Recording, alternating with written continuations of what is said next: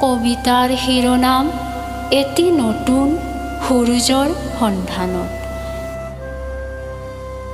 আই, মোৰ দুহাতত তৰোৱাল দেখি কিয় বাৰু কান্দিছা ইমান পৰ?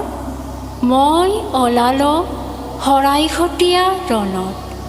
তুমিতো জানাই স্বাধীনতা আমাৰ জন্মগত স্বত্ব।